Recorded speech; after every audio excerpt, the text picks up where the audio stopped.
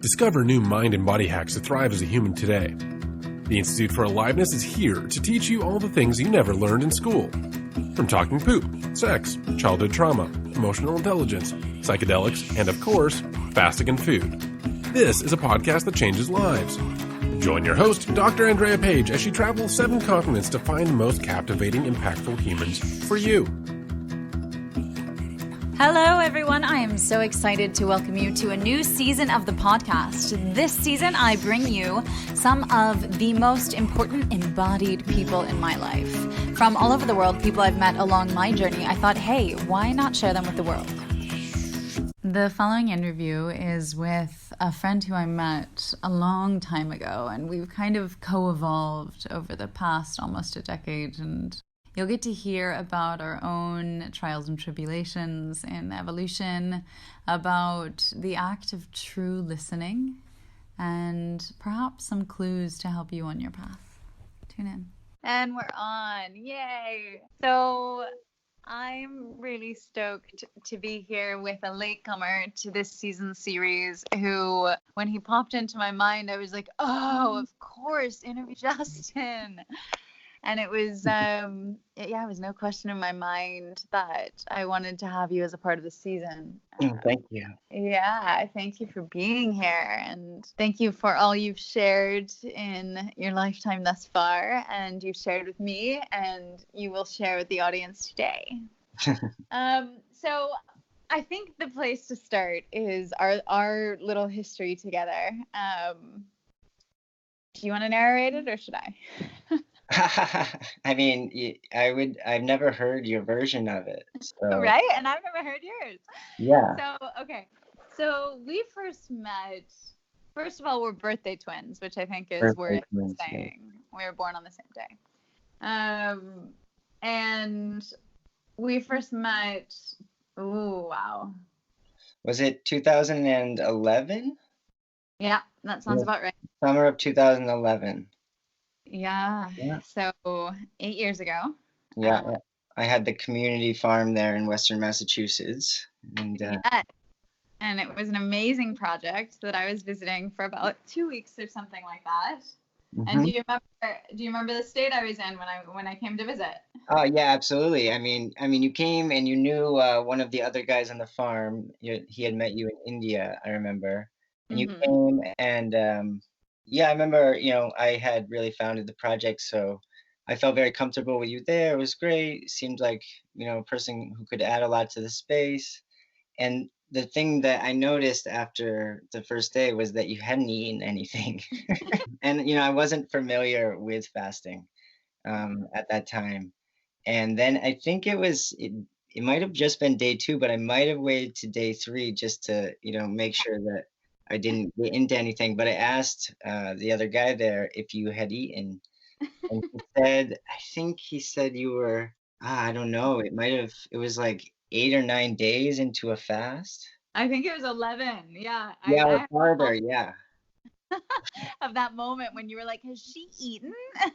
Well, I was so worried. I said to him, is it that, because we're a full diet farm, so we raised meat and, consumed that ourselves. And, so it was like, is none of the food acceptable? Like, well, how can we accommodate?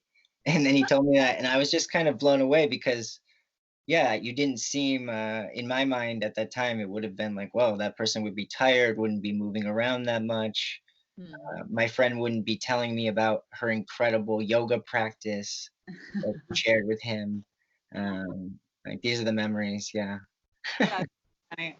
So we first met then, and then we didn't talk for a little bit, but then you were coming to Bali, right? That was the next time?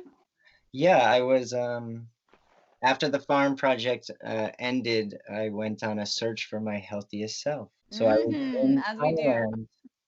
And listening, ever been to Bali searching for your healthiest self? Well, actually, it was not my intention to go to Bali, but a ticket got canceled. Then I messaged you, and what you said made me feel like, well, actually, there's some potential there. Oh, that's funny. What did I say? Yeah, I think I mentioned, I was on this journey with that intention, and you were like, here, this is the place, with such certainty that I was like, And I actually felt like we didn't talk too much when you were at the farm, but I actually had a trust in, I could trust you. You know, this was Yeah, something that was very clear, so I went with it. likewise. Yeah, Mm. thank God. Like, And then, yeah, I mean, you got to Bali and it was just like, it was our first time really dropping in, just us. And it was just like, oh, hello, brother. exactly. Yes. And since Bali, since that time, I mean, you've been all over and you've spent the last little while in Peru. And so I guess where we'll go from here is if I can ask you to narrate up to this point a little bit about the trajectory of your life, of what have, just a short topic. But Quick debrief. what's brought you to where you are? Hmm. Kind of the sign points along the way that have made you who you are. I truly believe that we can't truly understand anything until we understand how it came to be. So if you could just spend a little while reflecting. Absolutely. Well, when you say that last part, I immediately, my mind flashed to the spring uh, that's behind my parents' house, Mm. and the water that I spent I've spent most of my life consuming. Mm-hmm. And yeah, so a lot of, my adult life has been strongly influenced, like most people, or I believe, by the first few years of my life. First 5 years, especially that were mostly spent in this mountain valley in Western Massachusetts, Mm. in one of the, most pristine pieces of nature that I've been in the world. Um, and that definitely was the beginning. And then, being taken out of that and going to school was the total tearing apart of that. Just the deep wound, such a deep wounding of the heart that, creating a personality that in my, yeah, around 18, 19 started to have to try to undo. Mm-hmm.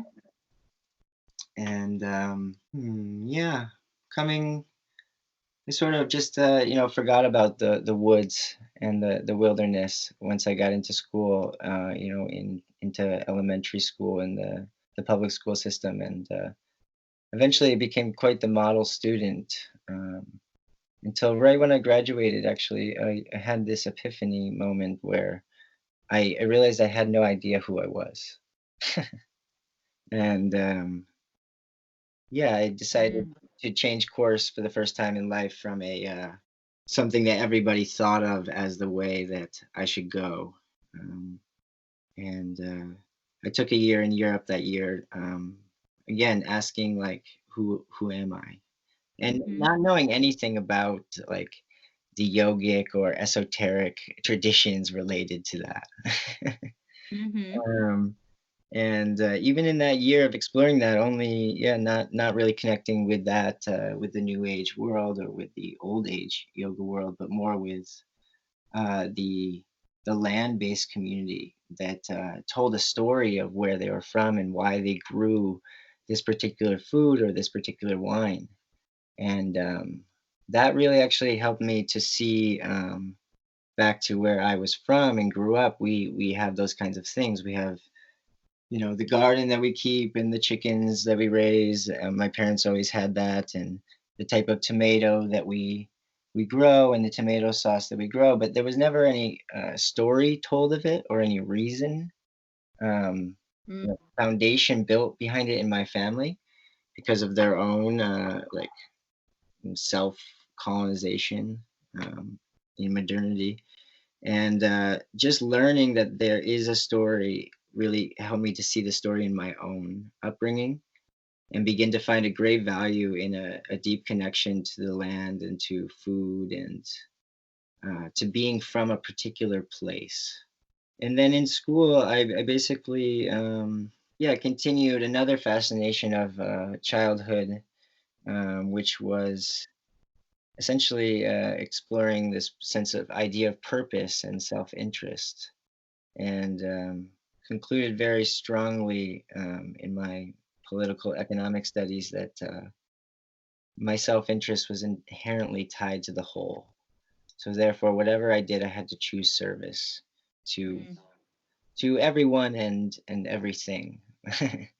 And so that has been kind of the guiding force behind everything I've done since college, and starting a community farm, and um, healing, my internal world, so that I can share that with people in different forms, whether it be meditation or yoga or qigong, all of which, or shamanic practices, indigenous wisdom traditions, all of which have been a big part of my journey, really being taken to from one teacher to the next in the last 4 or 5 years, that have really blessed my life with such clarity in seeing the potential in the situation, seeing beyond the problem. I mean, I'm definitely I'm in process. I like that term.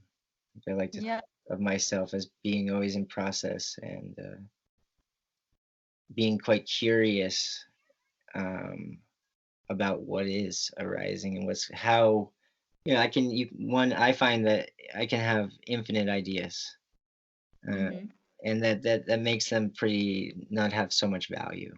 Really being curious about what naturally wants to arise, um, with me as a part of it, is what I've been exploring more and more, in a more true way, the past several years, where I've begun to mix farming and nature-based education and regenerative enterprise philosophy, and um, climate change issues, all into this bundle of healing ourselves, and healing the world we live in, to realize what it really means to be human and our full potential, which is my own exploration, that I just can't stop going down that road more and more and more. And so, if I'm understanding, it's your own exploration is your mission in life. It's like the inside is the out, the outside is the in. Yeah, and like how I can truly be in the highest service in every moment, not in some conceptual idea of service, because I've definitely played a lot of those out. Mm-hmm. Mm-hmm. And yeah, learning more and more, like what it means to make a true offering is something I ask myself, like, is this a true offering, or is this just the image of an offering? Will you give me an example of like something you've thought of recently when you've asked yourself that? Well, so the name of I the business that I started is called Shwayambu, which means that which naturally arises, Mm-hmm. that which is born from itself. And so I'm basically, anytime there's any work, or I'm sitting down to do work, I'm asking that question, because it's like, am I doing this because I feel I need to do this, or am I here to be this in this moment? Can I bring everything to this? And if it's not it, then it's definitely. And Swayambhu is in what language?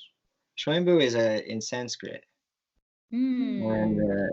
there's a long story behind that, but basically, there's a temple in Kathmandu that's a very important temple in the Buddhist tradition, where they celebrate the Buddha's birthday every year. And when I studied in Nepal in college, I was a very mental person, very logical, literal, Mm-hmm. disconnected from spirit. And at that space, I had a certain experience that really I couldn't. Mm, I felt a certain energy that started to make me question, what I couldn't see. Tell me more about that. Like, what's the palpable experience if you were explaining that to a total layman? Well, the palpable experience was simply, I was getting led on a tour by a Brahmin, PhD, Nepali art art theologian, basically, Mm-hmm. and he was describing a carving that there was there, and he told, I think it was 6 or 7 stories, with in like 20 minutes. And then he started to tell another one from the same picture, all with, different morals, different stories, different from every angle. And he kept going. And then um, I said, wait, how many stories can you tell from that? And oh, from this one? He said, I think I know, like, it was over 300 stories that he knew himself from this little tablet that was carved.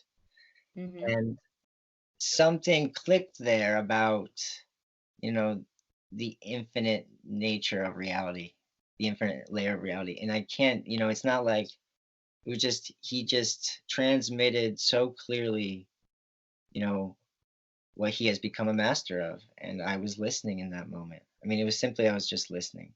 Mm-hmm. He had my attention, and I was lucky enough to really actually step into his stream of consciousness. Mm-hmm. And then remembering that moment, starting to have more moments where I'm actually learning how to listen, and uh, therefore, also learning how, it goes inside and out, learning how to listen to oneself, learning how to listen to others. So I love this concept of learning how to listen, and I think that that's probably something that most, if not all, humans need. A lot of my work over the past year and a half has been just essentially teaching communication skills, like deep communication skills, which Mm-hmm. are all obviously based on the foundation of presence. Mm. And something, if I could paraphrase how you've alluded to listening, it was something having to do with being able to tap into the flow of the other person's psyche or awareness. Is Mm. that a fair paraphrase, or do you want to Yeah, rewrite it? it's fair.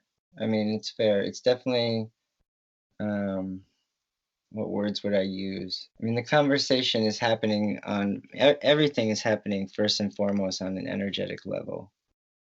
And so, yeah, really opening oneself to seeing the other as oneself speaking to oneself is another way I would say it. Mm-hmm. Like, there's me speaking to me, you know, what am I saying? Mm-hmm. And I find this I mean, you travel a lot too, and I'll find myself in a place where, I don't speak the language at all, but I'm completely surrounded by people who are thinking in a thought stream in that language. Mm-hmm. And someone will speak to me in that language, and I will respond. And I have Mm-hmm. never spoken that language in my life, And yeah, it's yeah, in the last few years, I found this quite strongly down in Peru, and Mm-hmm. in the Andes because they're speaking Quechua and many other languages besides Spanish. Wait, just to clarify for anyone listening, because they might be like, "What?" Um, I mean, I was you like, what too?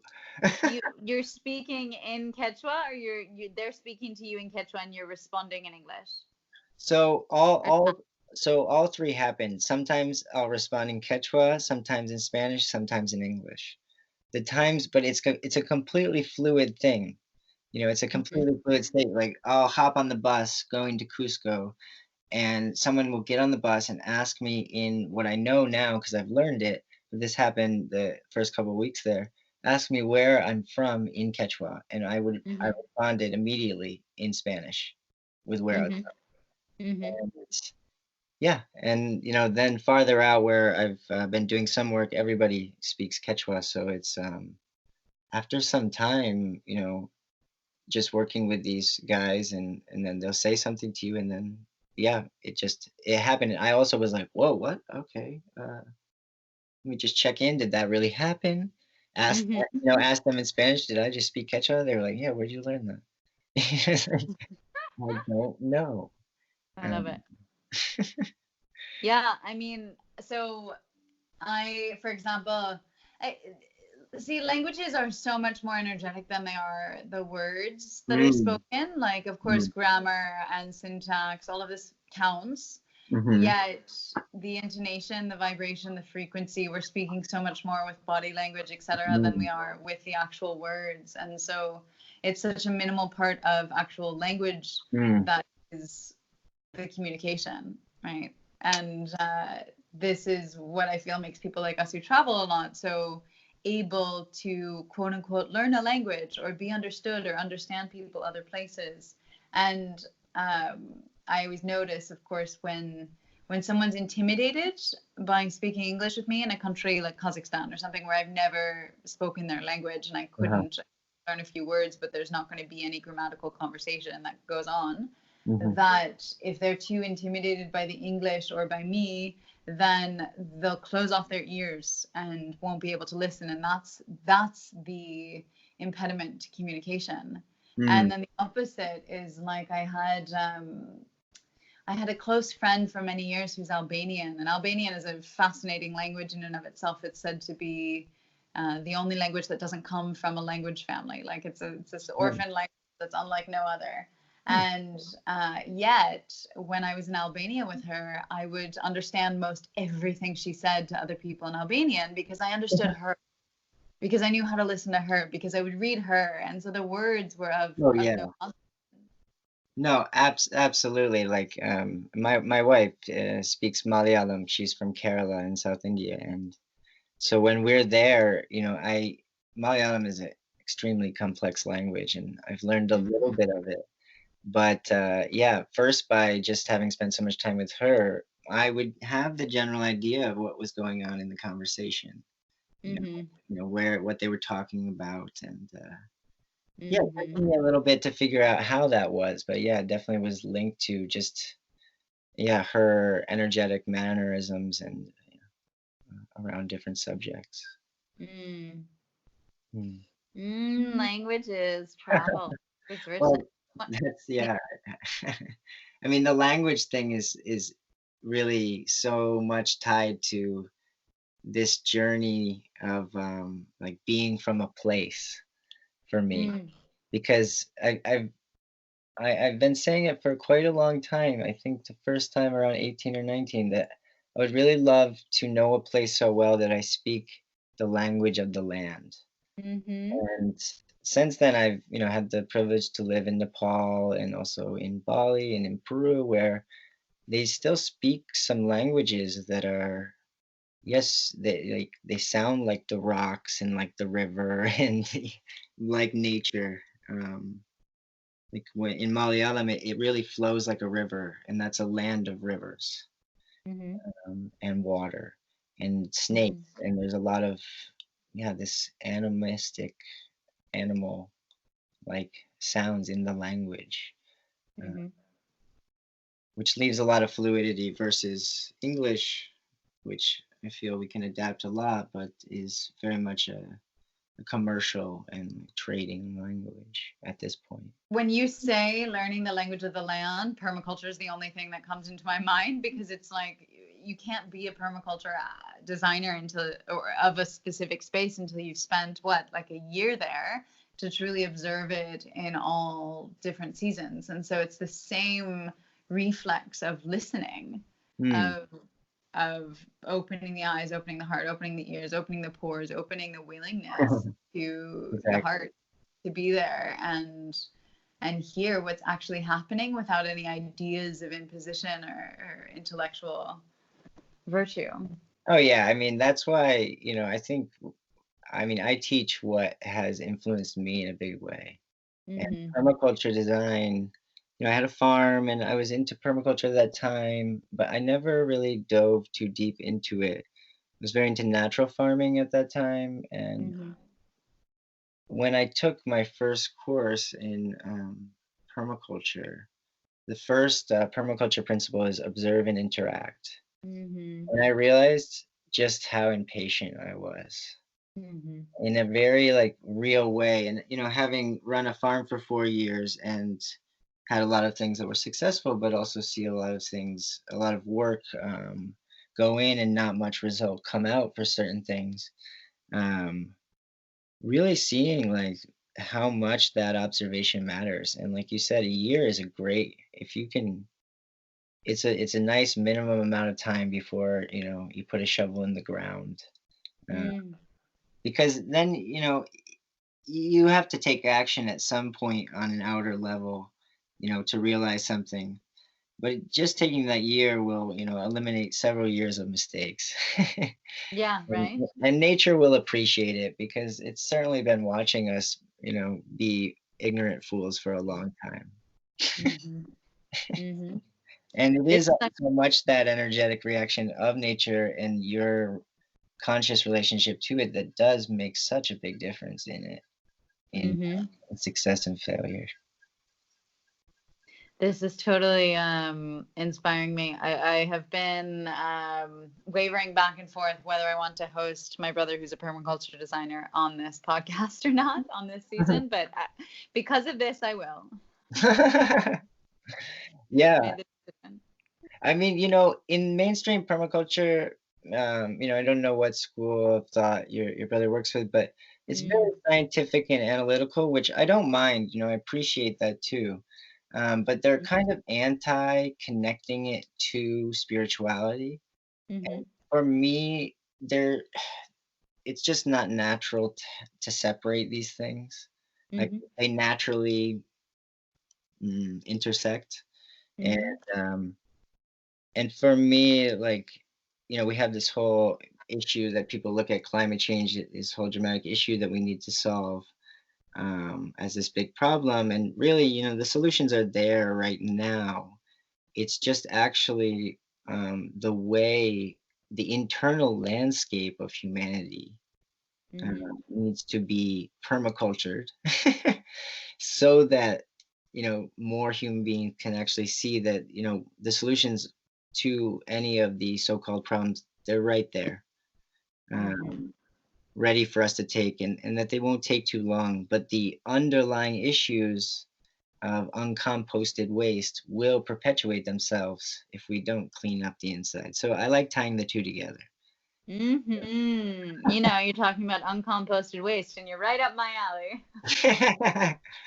Yeah, and it's Yeah. really all about like just composting in a good way, building a healthy Mhm. microbiome. Mhm. Yeah, I mean 100%. Like the denatured soil and lack of microbiota in the first 9 inches of topsoil is a direct reflection of our antibiotic bodies and Hmm. environment, Yes. the sterile culture in which we live. And so I love that you're proposing that the solutions are already here. It's about doing kind of the work inside, or pulling them out from our inside, rather than relying on technology or science or something outside of us to 1, 2, 3 snap the finger and it's no longer a problem. Yeah. Yeah. It's I think it's tapping into human potential and the realization that we still definitely haven't come up with a better technology than what you are. Mm-hmm. I mean, it's if you really take a look, it's pretty incredible. Mm-hmm. Um, Yeah. yeah. I want to loop back to something you just said, which is you. It was a slight inquiry into modern permaculture design courses being super intellectual and perhaps not providing so much space or room for spirituality. And it's funny because something that I dedicate to the podcast listeners here is that I will always decode everything, that I will not allow esoteric phrases or comments or anything to Mm, go unexplained on this mm, podcast, to just make it accessible for everyone. Because I yeah. mean, if you speak to yourself 20 years ago, right, or if I do the same, or even 15 years ago, right? Mhm.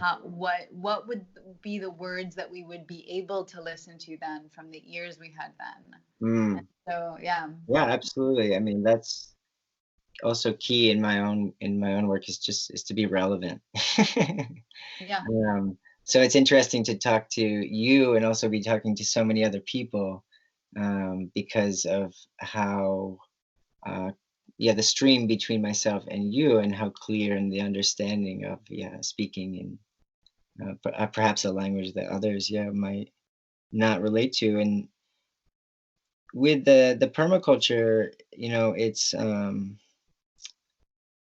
it's just something that is to like bring spirituality into it. It's not something like woo woo. It's something very practical. Mm. It's actually like it's just self-care, and we could call it spirituality, but we could call it like using it to develop emotional intelligence, or Mm-hmm. now mindfulness is not a threatening word. Mm-hmm. Whatever term is needed. It's about cultivating, a foundation in life and a clear map for developing awareness of the ever unfolding moment and oneself in it. So and I have found that in my own journey, having worked in with different wisdom traditions, most recently the Tibetan Buddhist Karma Kagyu lineage, if I, teachings from that lineage that appeal to me sharing them with other people in the way they were shared with me usually doesn't translate. Uh-huh. And but I have found over the years in looking for how to share in a way that's relevant, that speaking about practical realities of feeding ourselves and learning how to live a regenerative or a sustainable lifestyle, and then bringing in a way of speaking about that inherently links it to every action and to the interconnectedness between a grandmother and a grandchild, or a father and a child, and just like that, by working in the garden one can see the continuous feedback loop of one's actions. And so that's very easy to then speak about that from any relationship one has in life, to relate that to that, which I personally would call, spirituality, I guess. But some other people have many names for it, and I was certainly one to not call anything spiritual, maybe like 8 or 9 years ago. And what was the big tipping point there? What was the big tipping point? Like I for example, it's undoubtable for me that my awakening was when I went in as a hard-headed political economist when I studied sustainability in Oroville for the first time in the south of India. And I went in looking at community design and wanting to kind of hack the system and see how that could play into the future of humanity and how I could design something from what I learned there. And the community and the program that I was in, which was a very Northern California inspired program, just cracked me open. And from the beginning of the semester, arguing with my advisor that I belongs nowhere in an academic paper, that it's not about me, to the end of the semester where I was literally holding crystals, crying as I was self-grading myself in the self-assessment. Like, it was just night and day of this awakening. Yeah, I mean, mine was there's definitely been parts of the awakening that have been night and day, but I went through it a lot of the time with still not wanting to be associated with New Age spirituality. I don't So, blame. so through the farm years, I started having certain, like, I started doing kind of vision quest things at first, semi-vision quests, and then actually doing them, and having these certain instructions coming through that, to a person myself, if I didn't have anyone in life to share them with, and just felt the urge to start, really relating to the elements and nature. And then, but if someone asked me if I was spiritual, I was definitely not. No, I'm practical, what I would say. And then I realized that there doesn't have to be a separation. And at a certain point, when I had to, realize that there was something about health I needed to learn that wasn't a physical outside thing, that was when I started to have to see that any divisiveness or identification of myself in contrast to something else was not going to benefit my health. And that really, 2014, really, that year is probably where I fully just embraced what wanted to arise, and it's been blossoming since. And do you have anything that you would say to someone? I mean, I'm like a freaking magnet to people who are, at that stage of the awakening journey, and they're just like, you have what I want. It's like, I'm sure that you get that a lot, but it's this essence of like people recognize a certain sense of peace within the self, where it's like Mm, we can be in any situation and we're fine. mm. And yeah, what would you say to those people who are, you know, on the brink at that point of awakening where they're really ready to throw away their conception of life as it was and as they saw themselves and the world around them, and really embrace something as slightly more expansive and all inclusive, and maybe that comes with a new shape and form of life as they live it? What would you say to that kind of person? Well, I mean, I meet those people all the time, but it's a different thing every time. But Mm, you know, everybody is unique, and you know, my practice right now, I practice this practice called Tonglen in mm-hmm, the tradition, and it's the breathing in of the experience that's being shared, mm-hmm, and then the breathing out of, you know, essentially spaciousness, um, mm, or mm, equanimity, or mm-hmm, just joy, compassion, you know, the just of basic goodness. Um, and so in that way, in the past, you know, with people like that, you know, I read a lot of spiritual books and I've been around a lot of great teachers, so I could say a lot of great things. mm-hmm.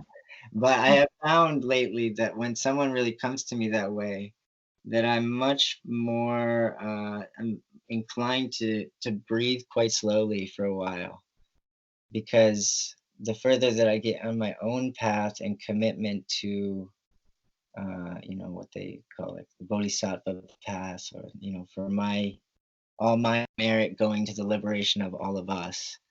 Mm-hmm. Yeah, the more I realize how precious every moment is, and Mm. um, yeah, I find that if I take that time, that they are there's usually something, you know, that arises that where they've come to give themselves the answer. and Mm-hmm. and that I've had an experience, or that exactly the same energy that they're coming at me with matches an experience that I've had, and I can say, you know, I experienced XYZ, Mm-hmm. and that, you know, because they're in that space of listening, it really clicks whatever needs to go, and then they can keep, you know, on growing. Mm. Mm-hmm. And Yeah. So the advice is listen. yeah, it's essentially it's really it's you know, my advice in general for most things like that people have going on is to stop and take 3 breaths, Mm-hmm. and to bring awareness to breathing in and breathing out. Yeah. I mean, honest to God, today I had hiccups for probably almost 2 hours. Oh, that's so funny. um, yeah. What? That can be hard, actually. I mean, that I had hiccups recently for the first time in a long time, and I found it to be very challenging. It went on for a while. Mm-hmm. Affected my mind in a certain way. Yeah, and I mean, I was in a situation where I couldn't get water or anything to try to quell it, and so it was a Mm, matter of trying different acupuncture points, trying right. different physical positions on my body. I was actually on a bus, which is not convenient, of course, and and so I just sat with it. I mean, it's normal. So I'm a week into a fast, and it's Mm, very normal to hiccup when you're fasting because the peristalsis runs through an empty large intestine, which then tickle the transverse colon tickles the diaphragm and sets it off. uh, And so there I was hiccuping, and I come back to where I'm staying, and I write a friend and say, "Do you have any advice for hiccuping?" Or what's your hiccups trick? And he says, deep breathing. Oh, why didn't I try that? And I swear to God, I like within 30 seconds or that worked and they were gone. We're so funny as human creatures. yep. I mean, it is really like it's amazing how simple it is to experience happiness that lasts, and how much time humanity, has put into to avoiding it.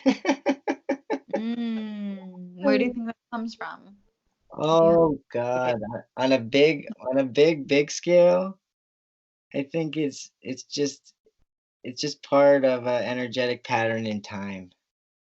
An energetic pattern in time. Kali Yuga. Yeah, and bigger than that, and that's one thing, but that doesn't mean that, one isn't responsible in it. Mm-hmm. But I know from my own life that the journey to staying awake in every moment, um, that that there has been quite a few lifetimes of committing to avoiding being awake. Mm-hmm. and Mm-hmm. and that it is very dangerous for the heart. Not that Mm. the heart can never be destroyed, but I mean, like, the more awake, the more tender the heart. And the world is a heartbreaking place. And it's really true. I find this whole, don't know. They talk about the heart of suffering, Mm-hmm. in the Buddhist tradition, and it's really, yeah, a place of suffering that goes beyond that personal idea of the self or finite sense of self, Mm. where in that there's pure joy, but wow, there is a lot. Yeah, it's the heart has to break over and over and over again. Mm-hmm. I mean, ignorance is bliss, right? It's like Sometimes, if I don't open my heart, it can't be broken. hey, I have heard it from many people, and I said it myself. I have said it myself before. I had no idea what I was getting into when I super excitedly was like, I want to be awake. I want to go all the way. Yeah, I had no idea. Mm-hmm. Mm-hmm. And there was definitely a time, definitely it's been a few years now since then when I was like, wow, could I please go back to ignorance? Mm-hmm. Could I go back? This can't be worth it.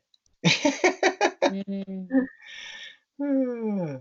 Yeah, okay, so I want to talk about escapism and the obvious quintessential terminology of spiritual bypass and just things in Mm, the community. And I know mm, that you've obviously been living more or less like in nature, off grid, with more or less people who come from their land, for want of indigeneity, just at least people who come from the land that they're living on for generations. mm, And so I know that in my own trajectory over the past several years that I've definitely um, distanced myself from the spiritual community at large, and I would love to hear your commentary and your journey with it.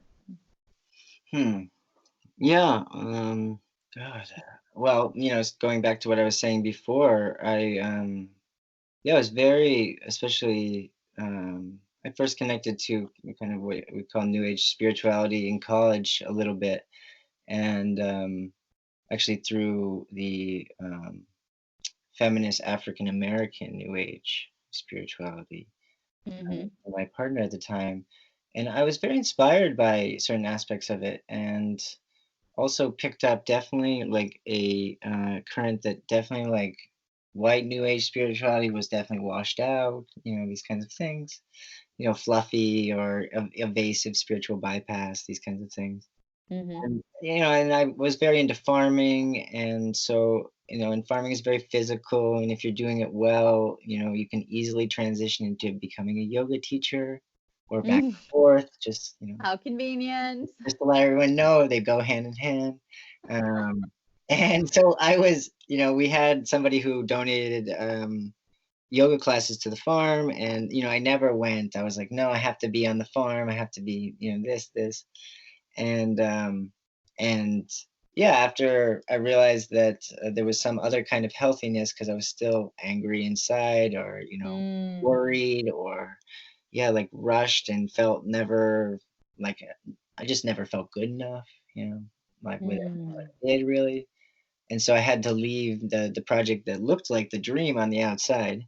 And yeah, I just started. I was just more open at that point to what was arriving in my field, and I just wound up in like northern Thailand in a very new age scene, and I just somehow in that time judgment dropped. There definitely was still a lot of judgment about the wealth. Like I have definitely some angsty poems from that time.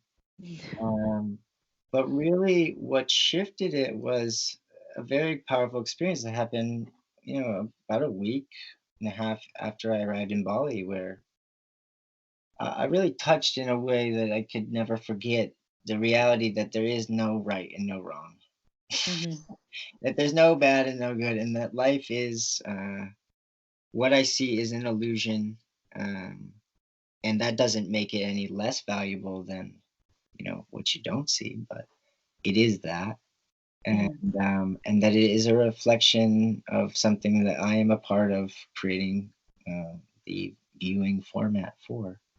Um, and so, yeah, coming away from that, joining into that world in Bali, joining into it in a way where, not judging it, but then still, watching like just the reality of what is being talked about and then action.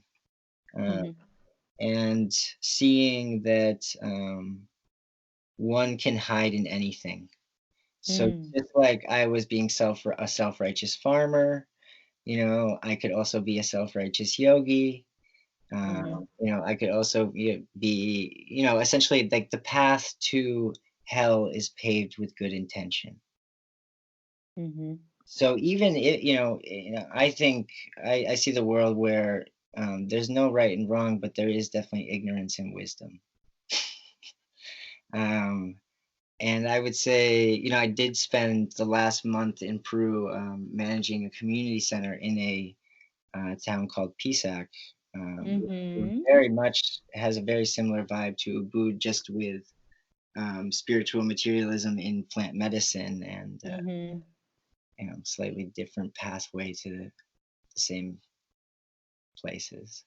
And yeah, the same ignorance that I see, in every part of the world, in the city, in the countryside, they're all there in the spiritual community as well. And in some ways, I find much more dangerous. Um, uh, and but for me, it's definitely become because of my own follies along the way of thinking I had arrived somewhere and never very big ones, but just seeing the ignorance that wanted to continuously arise and then seeing it play out around me, like, um, I don't know how to say. I mean, getting certified as a shaman is a very funny concept to me. And I have spoken to shamans about that. And they also have shared, we also think it's quite funny. Uh, but people show up and they want to pay money for a certificate. And yeah, I guess like again to that person who is like brimming on the edge of entering deeper into the self-discovery journey. I would say, to take one's time, like there's this Lao Tzu quote that I really love. It's nature is never in a hurry. Everything is accomplished. And there's not much more to say besides that. Yeah. I mean, definitely like myself and my partner are both teaching classes that are yoga, meditation, and social justice oriented, that are geared towards bringing on a realization of cause and effect and ancestral lineage and its relationship to this time and place now, and allowing the space for grief to arise from people of color and from white people and be witnessed. And that this is something that we both find, and we've been both trying to do, well, since even I was in Bali. I had been a race conversation facilitator for a little while before that. And I immediately wanted to figure out how to bring this conversation of intersectionality to the yoga community. So the last few years, Pooja and I have been exploring that in different avenues, and she recently did a big workshop on it that was very successful. So yeah, I mean, there's when it comes into obviously the yoga community, there's not only a conversation of race, right? It becomes a cultural appropriation of sorts, that kind of conversation. Yeah. Like interfacing with mindlessness for a truly sacred practice that's been passed on from hand to hand. Yeah, thank you. Thank you so much for saying that. Yeah. Yeah, I mean, it's absolutely, I mean, it's to me, these are, there are master student based relationships. And that can take on many forms, but it's definitely key to recognize that it's not something that someone gets from a textbook, or that can be that modern science can put into a box. Exactly, and that's why it's so I'm sorry? That's why it's so difficult to grapple with in the modern world. Yeah, well, it's based on a much more ancient science. The modern world was built off the modern world was built off the idea that was savage. It's so bizarre. And it's amazing how slow anthropology and the Western paradigm catches up to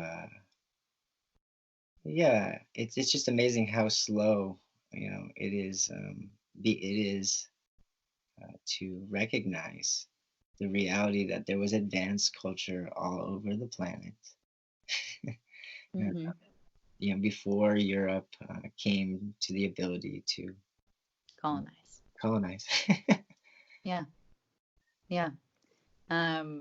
And I mean, there's so much to say here. That also goes back to the permaculture as well. And that's something that I'm working on, a couple of little pamphlets that really reintroduce permaculture in a way that I just want to give credit to humanity that has, for most of history, humanity was practicing permaculture. And I want the books are there to explain, why permaculture is relevant now, because of our compartmentalized brains that need to be led back to seeing everything as one. And also how we can recognize everything else that comes from understanding how we got to that compartmentalized space, and how we move from industrial back to whatever comes after this era. Yeah. What I was gonna say is that, as I would teach yoga teacher trainings for years, I would always teach that this is the beginning, right? This is more or less the awakening. This is the self-responsibility. This is the initiation. This is the point that you come in here. And our goal collectively as a community this month is to truly break open, like a hard-boiled egg, your worldview and allow it to shatter, and allow you to change from inside. And then when you teach from that place of transformation, you are not teaching something else. And so you said you had posed a dichotomy between, what was it? It was ignorance and wisdom. And I would say, actually, I would argue that not argue, but I would posit that the dichotomy is instead between, it's always when I kind of, at the end of a fasting week where I'll lead someone through, I ask always on day 7 or 8, what is the wisdom that you've accrued from this experience? Not something that came from something I said or something that you read, something from outside of you that's someone else's knowledge, right? Knowledge is someone else's wisdom, but something that you've truly embodied, transformed, and experienced deeply in your heart and in your belly that you can no longer deny, right? You cannot unlearn that experience. And what is that wisdom that now you can share forward in your life? And yeah, and that's of course the antithesis to dogma, which is completely disembodied, unexperimented with personally, very scientific, very rational, very narrow-minded, very rejectionist, whatever you want to say, right? They're just, it's two sides of the coin, whether it's yin and yang or ha and ta or whatever it might be. Yeah. Yeah, definitely. I mean, I think I said it wrong. It's like there's no right and wrong because wrong can never become right. But there's ignorance and wisdom because ignorance has the possibility of, learning to be wise. But definitely, I mean, dogma to me is ignorance too. So it's kind of like, I definitely, I mean, that's brings something up for me that I was yesterday, I was in a retreat in December, and I was looking at one of the journals from there. And one of the things that really stuck, and I brought it up briefly earlier, but is showing things in a way that's relevant to me. And in that retreat, I was just seeing how all these wisdom traditions that continue to transmit the essential clear pathways towards realization of oneself in a body and without a body. That all the ones that still are able to do that, what they all share is their willingness to be whatever it takes to transform how they share in everything. And that any good teacher that I've ever met is very clear that just following what they say is dogma. That what they say and just sharing what they say, if it's not doesn't feel embodied to you, is just dogma and is useless. Just chanting Om Mani Padme Hum over and over is not going to make you enlightened.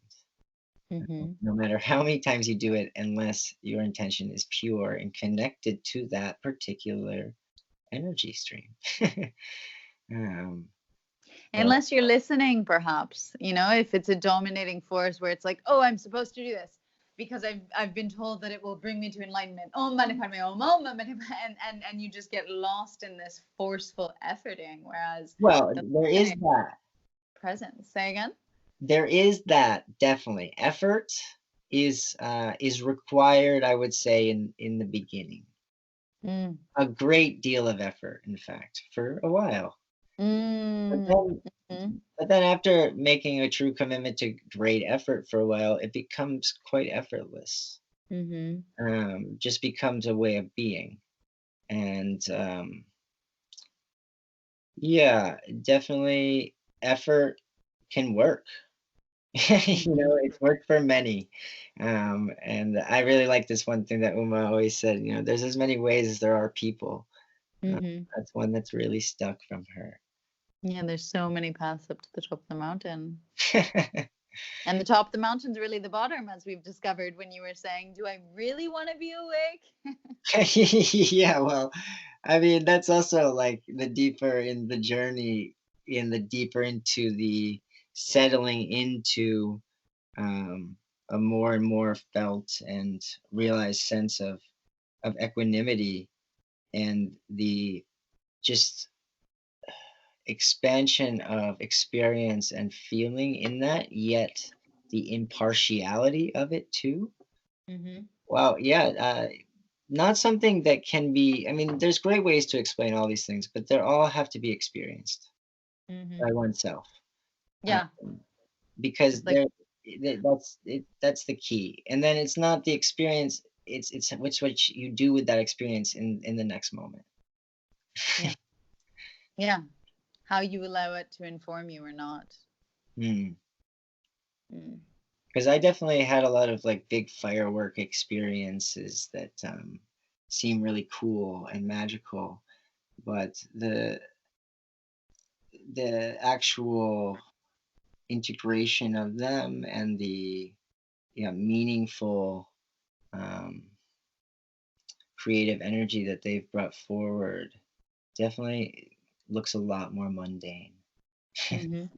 Yeah, it's not as explosive. Don't expect fireworks if you're looking for evolution. Exactly.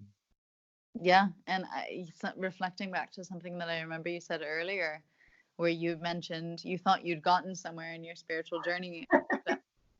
Ram Dass, who's been a huge impact, or at least was at the beginning of my process, and also will always hold a soft spot in my heart. He, in one of his many books, says, "Oh yes, that's the joke. When you think you've gotten some, become the joker." It's like that quality of the spiritual journey. We want to get all huffy, enlightened about, look how enlightened I am, and it's the ultimate temptation. Yeah.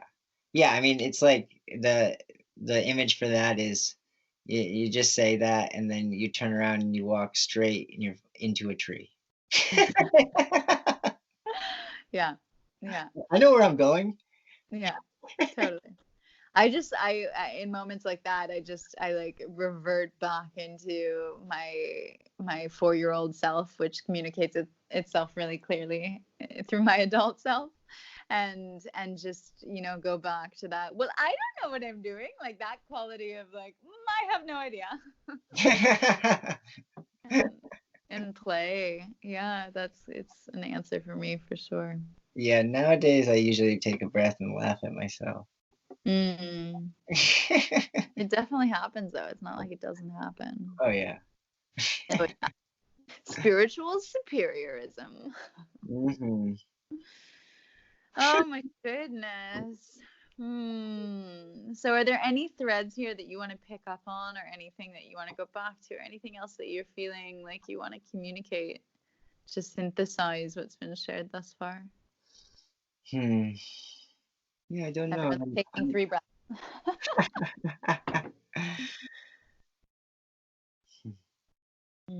Yeah, I just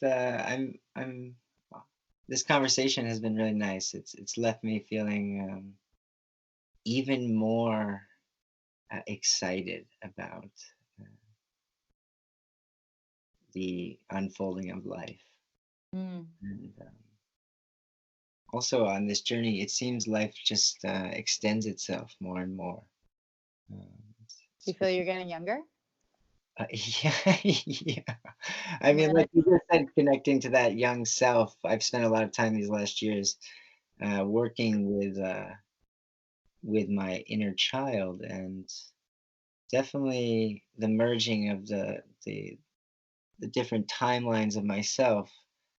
I feel, yeah, I mean, thinking about age and the fact that I'm 32 years old is, and what I've already experienced in life, it blows all conception of I mean, my conception of reality and what's possible is constantly being blown. And on an moment to moment basis, and it's already quite expansive. So I really am excited I'm seeing that I'm going to be able to share more in the coming years with more people about human potential, and just really support the tending of that inner spark. And I'm so inspired because I feel I have a lot of self-love and for myself now, and understanding in a humble way of what wants to come forward and through me. And that it is very, the journey has been to become humble enough to learn what it means to be great. And ooh, I like that. In that humbling of the self, I've really seen I need everybody to be themselves. I need them to be their greatest, highest potential. Like I want it so much because, well, we can play in such a beautiful way. Just like where we are now in terms of our in terms of the capacity of what we humans can do and create and enjoy together is just the the very tip of the iceberg. Mm. Mm. Mm-hmm.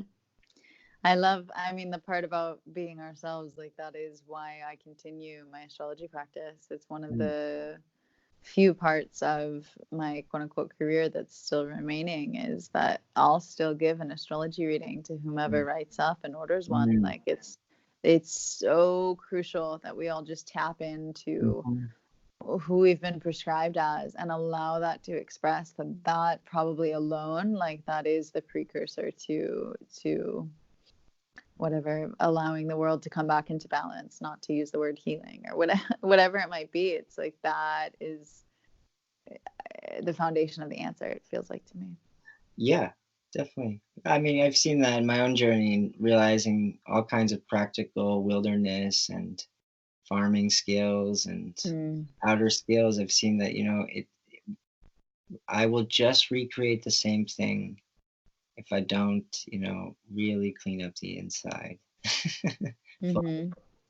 And support that in others and be patient. It took a long time to get here, so I see we're doing well, and the universe, multiverse, it's all with us and quite supportive of moving in a more outwardly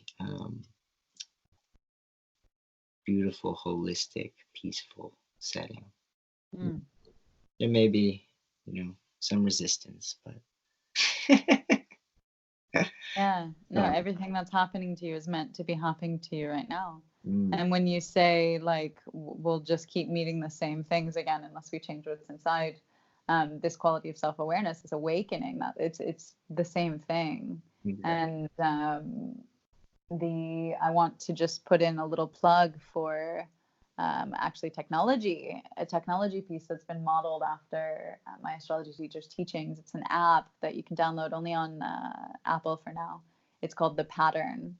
And literally every single person that I've highly recommended they download it, they'll write me within days and say, oh my God, what is this? And it's of assistance in our process of self-unveiling.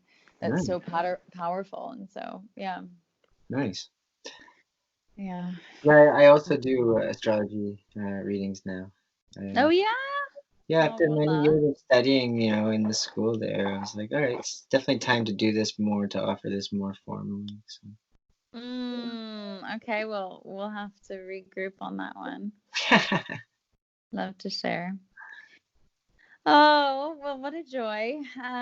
Do tell anyone listening where they can find out more about you and or contact you if there's anything specific, if you're open to that. Otherwise, you can just say through me, whatever feels right for you.